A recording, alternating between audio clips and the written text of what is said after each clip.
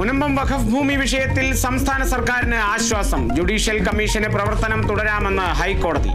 Single bench ഉത്തരവ് stay ചെയ്ത് division bench. Appeal വീണ്ടും ജൂണിൽ പരിഗണിക്കും.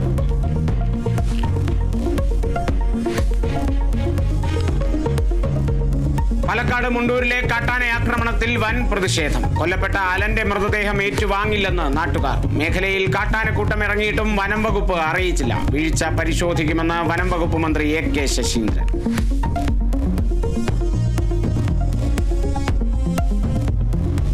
കൊല്ലത്ത് ക്ഷേത്രോത്സവത്തിൽ ഗാനമേളയ്ക്കിടെ RSS ഗണഗീതം പാടിയതിൽ കടക്കൽ പോലീസ് അന്വേഷണം ആരംഭിച്ചു.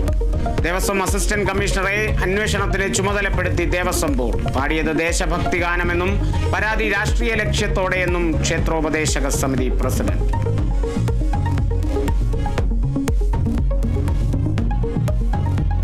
കാസർഗോഡ് 4-ാം മൈലിൽ 4 പേർക്ക് വെട്ടേറ്റു. ഒരാളുടെ നില ഗുരുതരം. അക്രമത്തിൽ കലാശിച്ചത് പടക്കം പൊട്ടിച്ചതുമായി ബന്ധപ്പെട്ട തർക്കം. അക്രമികൾ ലഹരിക്കടിമകളെന്ന് പരിക്കേറ്റവർ.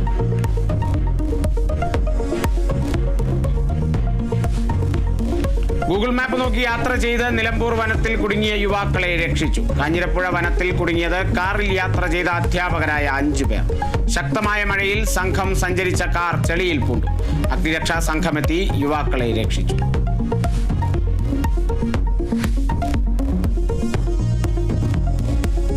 സെക്രട്ടേറിയറ്റിന് മുന്നിൽ സമരമിരിക്കുന്ന ആശാപ്രവർത്തകർ ഇന്ന് തൊഴിൽ മന്ത്രി വി ശിവൻകുട്ടിയെ കാണും. കൂടിക്കാഴ്ച വൈകിട്ട് 3 മണിക്ക് മന്ത്രിയുടെ ചേംബറിൽ വെച്ച്. ആശാപ്രവർത്തകരുടെ രാപ്പകൽ സമരം 57-ാം ദിവസത്തിൽ നിരാഹാര സമരവും തുടരും.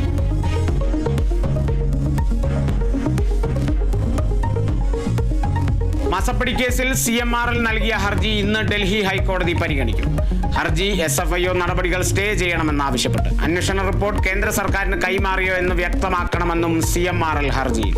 ഹർജി മാസപ്പടി കേസിൽ SFIO പുതിയ കുറ്റപത്രം സമർപ്പിച്ചതിന് പിന്നാലെ.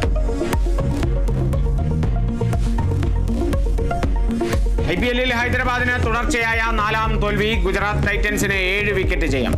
പുറത്താകാതെ 61 റൺസ് എടുത്ത് ക്യാപ്റ്റൻ ശുഭ്മാൻ ഗിൽ. ഇന്ന് മുംബൈ ഇന്ത്യൻസ് ബംഗളൂരു പോരാട്ടം.